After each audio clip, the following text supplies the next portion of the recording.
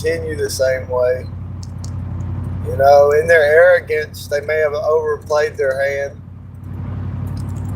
but it's not too far-fetched to think that the trend may continue the same way.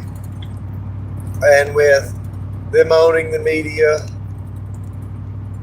you know, even though we have seen footage of the Israeli Defense Forces strapping Palestinians to vehicles to use as human shields, we've seen videos of them raping political prisoners and prisoners of war, and we've seen them cut off electricity and food and aid to the Palestinians, and not let any food get in. And the food that was sent for them, the Israelis said, we'll guard it and make sure Hamas doesn't get it. And then they surrounded it in fences, shot at any starving people that tried to get any of it. But you watch, and well, I mean, the internet's kind of forever. I don't know if this video will be preserved forever, but in the lives of our grandchildren, when our grandchildren say that the Israelis starve Palestinians, it will get flagged as misinformation, and they will say, that's an anti-Semitic trope. That's an anti-Semitic conspiracy theory. That never happened. That's misinformation. That's probably what happened. And that's happened with a lot of things in the past. You know, when the internet come out, it wasn't something that they foresaw or planned. It wasn't something that they were ready for. They had a monopoly of the publishing houses, the media, pamphlets, short books. You know, they pretty much had control of the narrative. They controlled legacy media. And when the internet come out, people were able to read books in Russian and translate them into English about, you know, they were able to like take and spread awareness of books like The Creature from Jekyll Island and explain how the fractional reserve banking system works. And information got out that they did not intend to get out, and it spread very quickly. And so they had to, you know, go to the bank, start printing up money, and start buying up websites. And one by one, they suppressed the truth and unrighteousness. One by one, they suppressed the truth. They would buy up media, online media, so like YouTube. You remember YouTube used to be free, a lot more free. Recently, it's become more free now that there's that there's been a change in who is over the censorship. But still, Google bought out YouTube and disabled the dislike button and started censoring a lot more than they are now. You know, there were a lot of channels that got banned. And once Google bought YouTube, there was a lot of shadow banning. There was a lot of, you're subscribed to this channel, but YouTube keeps automatically unsubscribing you to them. You just like the video, but you saw the likes don't go up. You comment, but you cannot comment. Facebook used to be that way too a lot. And I don't really know what changed. But in the last couple of years or so, we've been allowed to say more.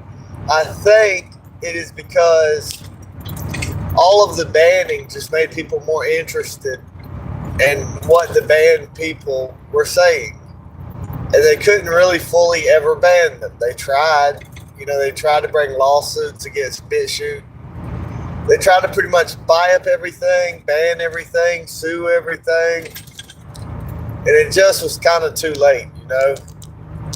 But I didn't know that they were too late. It seemed like nobody would believe you about a lot of things. And it seemed like nobody was ever going to wake up. No one was ever going to see or realize what was going on around them. You know, the people doing this to us, they had a monopoly on the media. They had a monopoly on academia. They had a monopoly on the medical colleges.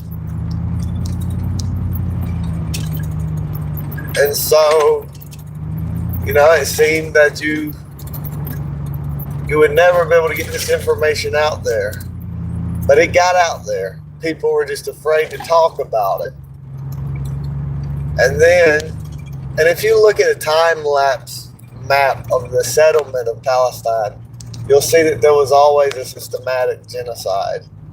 It was just they didn't have the power to carry it all out at once. They wanted to do it during the days of Harriet Truman. They wanted to go ahead and kill all the Palestinians then.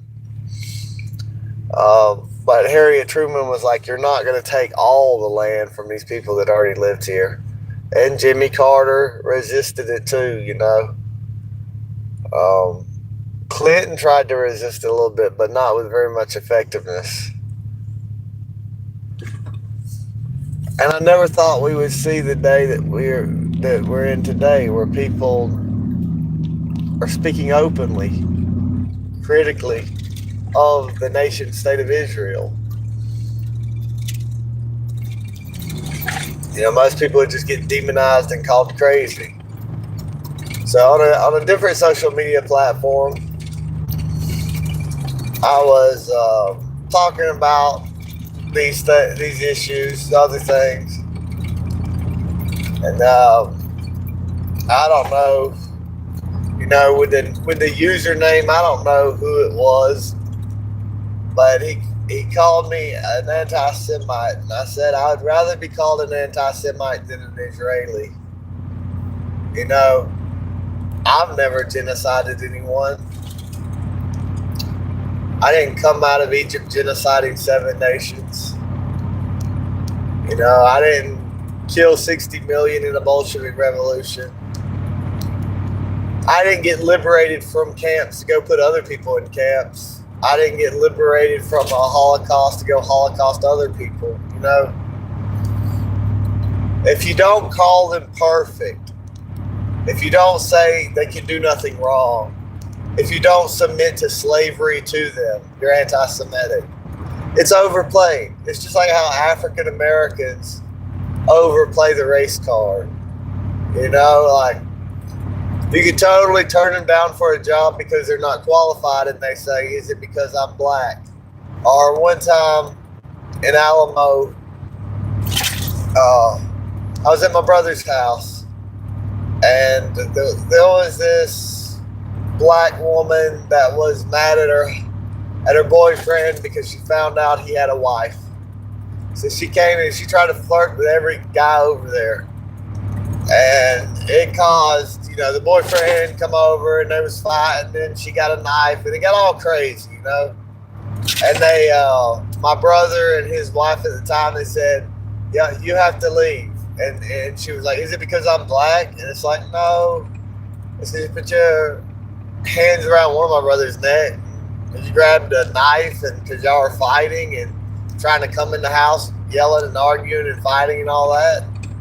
It had nothing to do, if they would have been white, if they would have been Chinese, it didn't matter who they were. Anybody acting like that would have been asked to leave. But they automatically tried to make it like, you know, it was because they were black that they were being asked to leave. And they're like, well, why aren't these white people being asked to leave? And it's like, that's my brother, family, you know, they come to visit us, you know. And it's like, oh, you're racist because the white guy stays and the black guy has to leave. But it wasn't nothing about race, you know. There's a lot of black people that don't take accountability and think like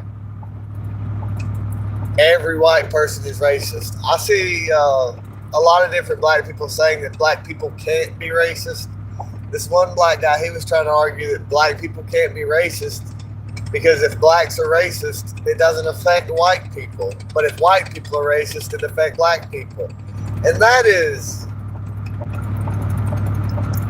I got a lot of words that come, that, you know, that's just bullshit, okay?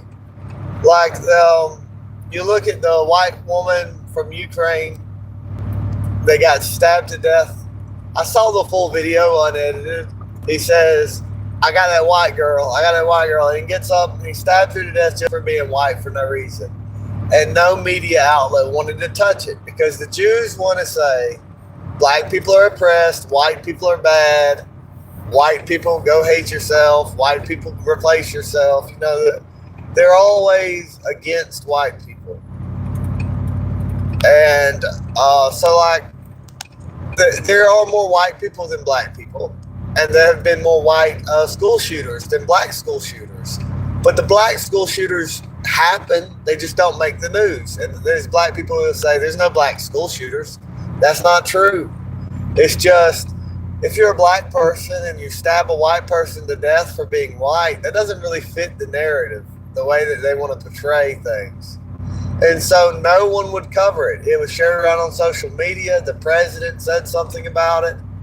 I don't even know if the media ever covered it, but if they did, it was after a long time of ignoring it. And so, anyway, I say that story to say this. Black racism can affect white people. It can get white people stabbed to death. So anybody can be racist against anybody. It's the neo-Marxists, now they're saying they're dividing people up into oppressed and oppressors. And if you know, like if you was a homosexual, you're oppressed. If you're straight, you're an oppressor. If you're white, you're an oppressor. If you're black, you're oppressed. If you're a Jew, you're like top of the list of oppressed. And it's bullshit, you know. There's been a wreck or something up here. The police are everywhere. But they're busy. They can't really stop doing what they're doing.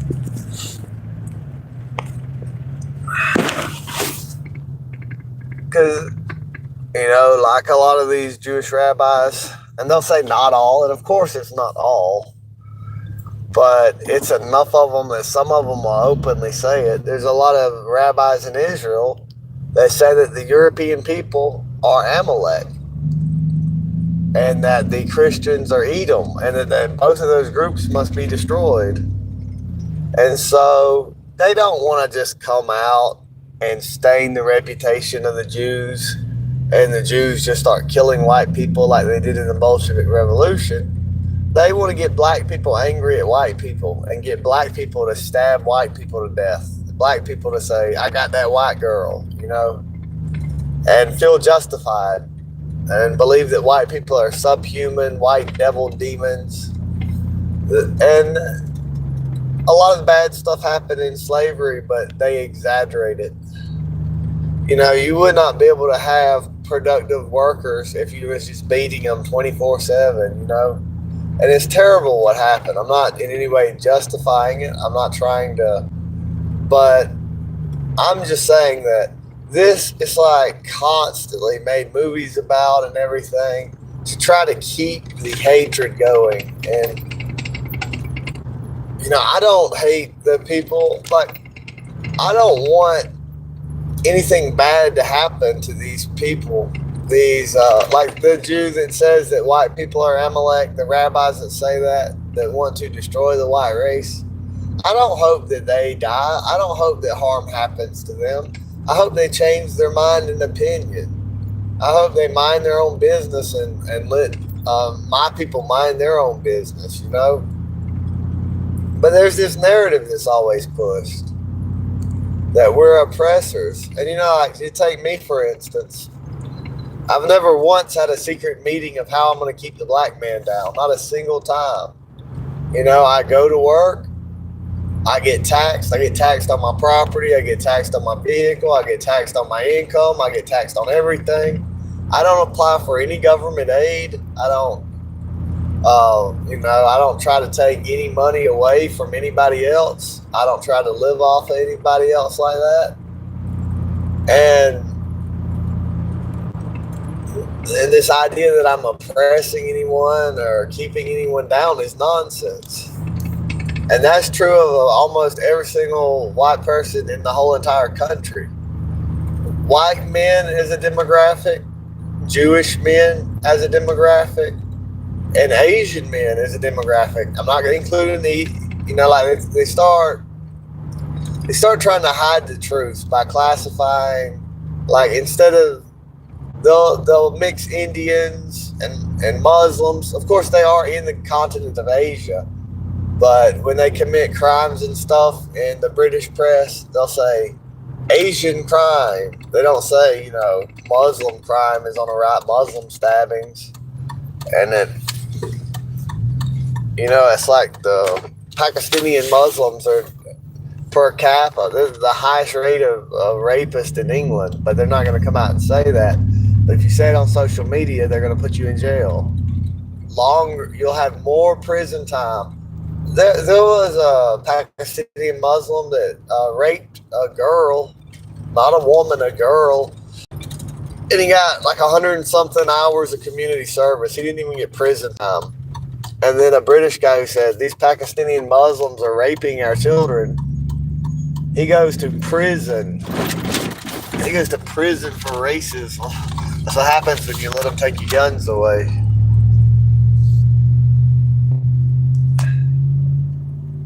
But I'm back to what I had said before, with them having that stranglehold of the press, we know, and you need to remember, and you need to tell your children, and you need to tell your grandchildren, you need to remember what these Israelis are doing to the Palestinians and how they starved them. Because I'm telling you, they will not teach that in school. That will not be in a history book. That will not be how it is reported. In the future, they'll say it never happened. And when you say that it happened, believe me, they're going to say October the 7th happened. They're going to teach about that. And they're going to say, we used precision strikes on terrorists and avoided killing civilians, and they were just indiscriminately slaughtering our civilians. And I'm telling you, it's just like how when people like me talk about the Bolshevik Revolution and about the millions of the atheistic Jews rose up and killed of Christians, and they won't tell that side. They'll just only tell the side about Holocaust, every year Holocaust, Then, they're not going to say, we wouldn't even let the flotilla bring some baby formula into Palestine.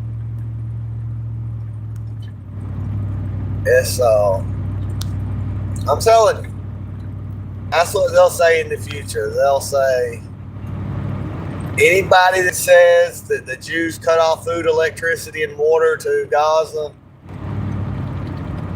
for 3 months at least, they didn't let them have any food whatsoever, no water, no electricity, that like 60% of the Israeli citizens said that they wanted to kill the babies, that like 80% of them said it was justified leveling the entire Gaza Strip. Watch, in the future, they'll deny all of that. And if anybody says it, they'll try to put them in jail. Maybe for 5 years like they do in Germany, But I'm done with this one.